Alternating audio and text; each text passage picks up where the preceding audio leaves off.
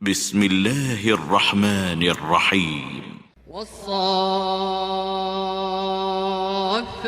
صفا فالزاجرات زجرا فالتاليات ذكرا إن إلهكم لواحد رب السماوات والأرض وما بينهما ورب المشارق إنا زينا السماء الدنيا بزينة الكواكب وحفظا من كل شيطان مارد لا يسمعون إلى الملأ الأعلى ويقذفون من كل جانب دحورا ولهم عذاب واصب إلا من خطف الخطفة فأتبعه شهاب ثاقب فاستفتهم أهم أشد خلقا أم من خلقنا إنا خلقناهم من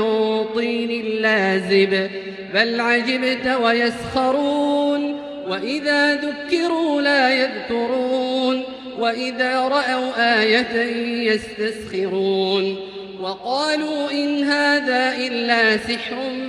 مبين أإذا متنا وكنا ترابا وعظاما أإنا لمبعوثون أو آباؤنا الأولون قل نعم وأنتم داخرون فإنما هي زجرة واحدة فإذا هم ينظرون وقالوا يا ويلنا هذا يوم الدين هذا يوم الفصل الذي كنتم به تكذبون احشروا الذين ظلموا وأزواجهم وما كانوا يعبدون من دون الله فاهدوهم إلى صراط الجحيم وقفوهم إنهم مسؤولون ما لكم لا تناصرون بل هم اليوم مستسلمون وأقبل بعضهم على بعض يتساءلون قالوا إنكم كنتم تأتوننا عن اليمين قالوا بل لم تكونوا مؤمنين وما كان لنا عليكم من سلطان بل كنتم قوما طاغين فحق علينا قول ربنا إنا لذائقون فأغويناكم إنا كنا غاوين فإنهم يومئذ في العذاب مشتركون إنا كذلك نفعل بالمجرمين إنهم كانوا إذا قيل لهم لا إله إلا الله يستكبرون ويقولون أئنا لتاركو آلهتنا لشاعر مجنون بل جاء بالحق وصدق المرسلين إنكم لذائق العذاب الأليم وما تجزون إلا ما كنتم تعملون إلا عباد الله المخلصين أولئك لهم رزق معلوم فواكه وهم مكرمون في جنات النعيم على سرر متقابلين يطاف عليهم بكأس من معين بيضاء لذة للشاربين لا فيها غول ولا هم عنها ينزفون وعندهم قاصرات الطرف عين كأنهن بيض مكنون فأقبل بعضهم على بعض يتساءلون قال قائل منهم إني كان لي قرين يقول أئنك لمن المصدقين أئذا متنا وكنا ترابا وعظاما أئنا لمدينون قال هل أنتم مطلعون فاطلع فرآه في سواء الجحيم قال تالله إن كدت لتردين ولولا نعمة ربي لكنت من المحضرين أفما نحن بميتين إلا موتتنا الأولى وما نحن بمعذبين إن هذا لهو الفوز العظيم لمثل هذا فليعمل العاملون أذلك خير نزلا أم شجرة الزقوم إنا جعلناها فتنة للظالمين إنها شجرة تخرج في أصل الجحيم طلعها كأنه رؤوس الشياطين فإنهم لآكلون منها فمالئون منها البطون ثم إن لهم عليها لشوبا من حميم ثم إن مرجعهم لإلى الجحيم إنهم ألفوا آباءهم ضالين فهم على آثارهم يهرعون ولقد ضل قبلهم أكثر الأولين ولقد أرسلنا فيهم منذرين فانظر كيف كان عاقبة المنذرين إلا عباد الله المخلصين ولقد نادانا نوح فلنعم المجيبون ونجيناه وأهله من الكرب العظيم وجعلنا ذريته هم الباقين وتركنا عليه في الآخرين سلام على نوح في العالمين إنا كذلك نجزي المحسنين إنه من عبادنا المؤمنين ثم أغرقنا الآخرين وإن من شيعته لإبراهيم إذ جاء ربه بقلب سليم إذ قال لأبيه وقومه ماذا تعبدون أئفكا آلهة دون الله تريدون فما ظنكم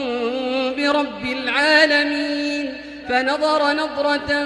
في النجوم فقال إني سقيم فتولوا عنه مدبرين فراغ إلى آلهتهم فقال ألا تأكلون ما لكم لا تنطقون فراغ عليهم ضربا باليمين فأقبلوا إليه يزفون قال أتعبدون ما تنحتون والله خلقكم وما تعملون قالوا ابنوا له بنيانا فألقوه في الجحيم فأرادوا به كيدا فجعلناهم الأسفلين وقال إني ذاهب إلى ربي سيهدين رب هب لي من الصالحين فبشرناه بغلام حليم فلما بلغ معه السعي قال يا بني إني أرى في المنام أني أذبحك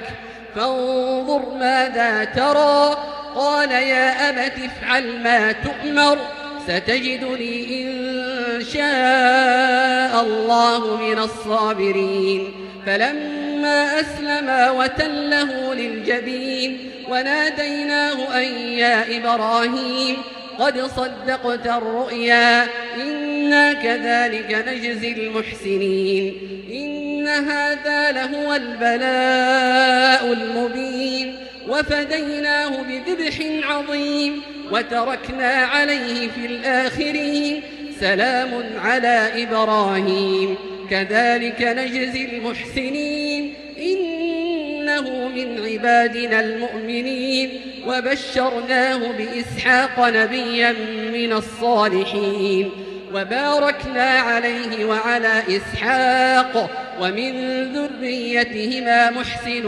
وظالم لنفسه مبين ولقد مننا على موسى وهارون ونجيناهما وقومهما من الكرب العظيم ونصرناهم فكانوا هم الغالبين وآتيناهما الكتاب المستبين وهديناهما الصراط المستقيم وتركنا عليهما في الآخرين سلام على موسى وهارون إنا كذلك نجزي المحسنين إنهما من عبادنا المؤمنين وإن إلياس لمن المرسلين إذ قال لقومه ألا تتقون أتدعون بعلا وتذرون أحسن الخالقين الله ربكم ورب آبائكم